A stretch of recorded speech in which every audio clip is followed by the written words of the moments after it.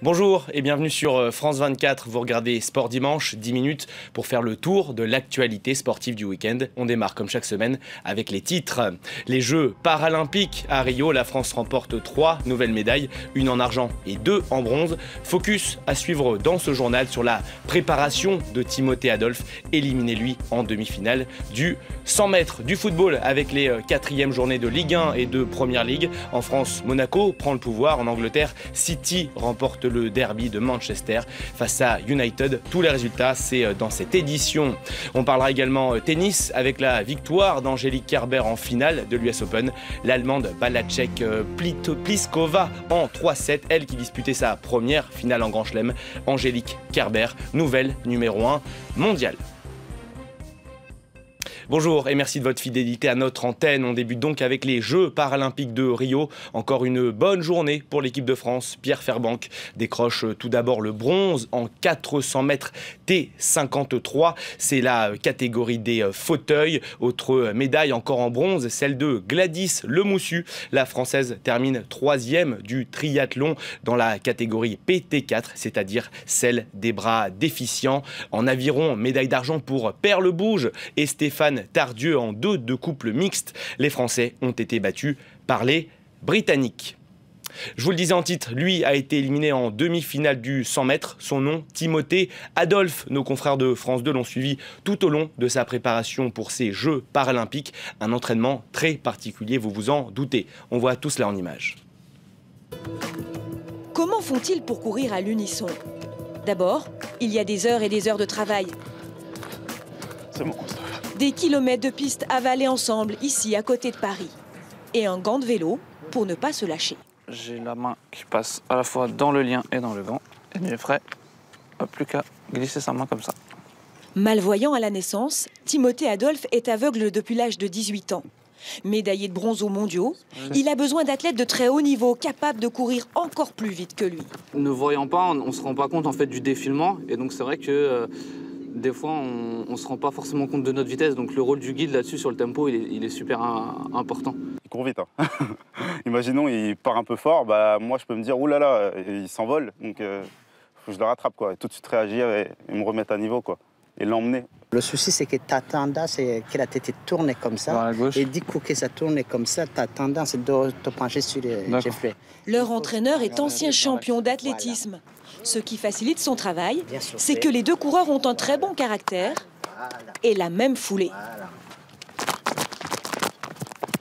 Je dois régler au niveau de la vitesse, si le boulon est trop vissé ou moins vissé. Et il faut trouver l'équilibre entre les deux. Les deux copains monteront-ils sur le podium? C'est plutôt bien parti. Pour la première fois des Paralympiques, les guides auront aussi une médaille. Pour eux, ce serait la médaille de la vélocité et de l'amitié. La 4e journée de Ligue 1, Nice reçoit en ce moment même à l'Allianz Riviera Marseille. Un derby de la Méditerranée en guise de première en France pour Mario Balotelli. Le fantasque italien a déjà marqué un but sur penalty après seulement 7 minutes de jeu. Thauvin a égalisé au quart d'heure de jeu, un partout donc dans ce match très animé. Ce week-end, c'est la démonstration de Monaco qui a marqué les esprits. Les hommes de Leonardo Jardim s'imposent 4-1 sur la pelouse de Lille. Sidibé, Touré, Fabinho et Glick sont les buteurs monégasques. Palmieri a lui réduit le score en fin de match. Monaco est le nouveau leader de la Ligue 1 avec 10 points sur 12 possibles. De son côté, Lyon a perdu à domicile face à Bordeaux. Une défaite 3-1. Les Lyonnais avaient pourtant bien débuté avec un but de Kaloulou dès la première minute de jeu. Mais ensuite, Malcolm, Sertic et Menez ont tous marqué. Les Rodaniens ont même été réduits à 10 après l'expulsion de leur capitaine Maxime Gonalon. Ils ont aussi perdu Alexandre Lacazette sur blessure. Ce dimanche, Metz a étrillé à la Beaujoire Nantes un triplé de Mevlout Erding. Dans les autres matchs, première victoire cette saison pour Angers, Nancy et Bastia. Guingamp fait match nul 1-1 contre Montpellier. Même score entre le PSG et Saint-Etienne.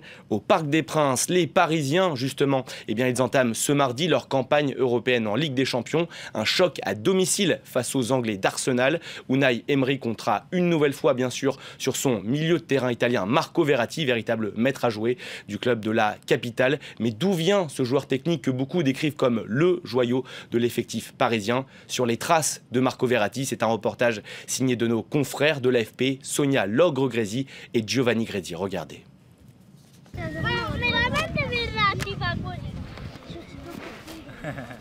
Pour ces petits footballeurs de Manopello, Marco Verratti est un modèle.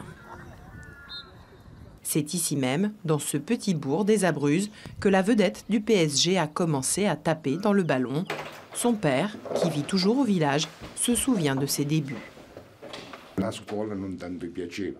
Il n'aimait pas beaucoup l'école. Il préférait le foot. À peine était-il rentré de l'école qu'il prenait le ballon et qu'il allait jouer sous les portiques, devant la maison. Une passion et un véritable don pour le ballon rond.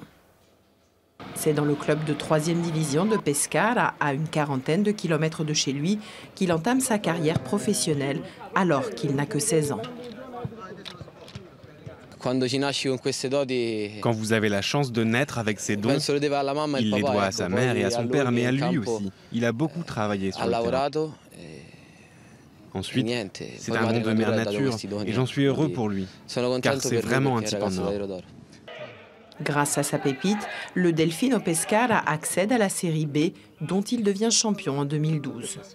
Le secret de Marco, c'est qu'il s'amuse quand il joue. Et moi, je lui disais toujours, continue toujours comme ça, car si tu continues à t'amuser, tu deviendras un grand du football. Un conseil qu'il a suivi, puisque quelques semaines seulement après la consécration du Delfino Pescara, et alors qu'il n'a que 20 ans, Marco quitte ses Abruzzes natales pour Paris. Un jeune homme simple, humble, qui n'a pas pris la grosse tête.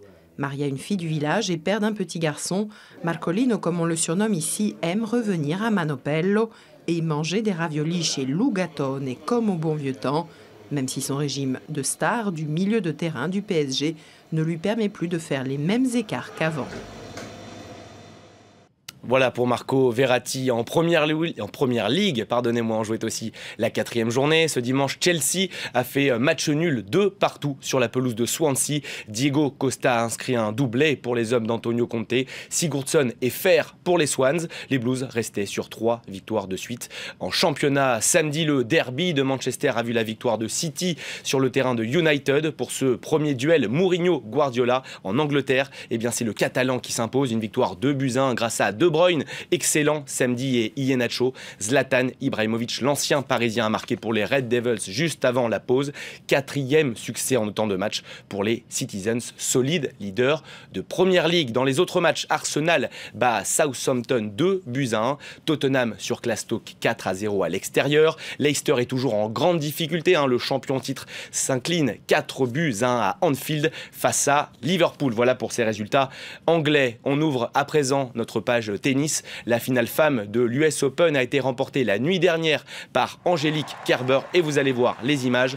L'Allemande a dominé la Tchèque Karolina Pliskova en 3-7. Le score 6-3, 4-6, 6-4 en 2h07 de jeu. C'est son 2e titre du Grand Chelem après l'Open d'Australie en début de saison. Elle est tout simplement la première Allemande à remporter un tournoi majeur depuis sa glorieuse aînée Steffi Graf. Avec cette victoire, Angélique Kerber devient numéro 1 mondial, détrônant ainsi l'américaine Serena Williams. On va l'écouter, Angélique Kerber. C'est juste incroyable. J'ai ressenti tellement d'émotions pendant et après le match. Soulever ce trophée sur le court après avoir gagné, c'est juste le plus beau sentiment au monde, en particulier ici à New York, parce que j'adore ce tournoi. Steffi est une grande championne, elle a tout gagné et c'est une personne formidable. Je suis très heureuse d'être la première Allemande titrée en Grand Chelem et numéro 1 mondial depuis elle.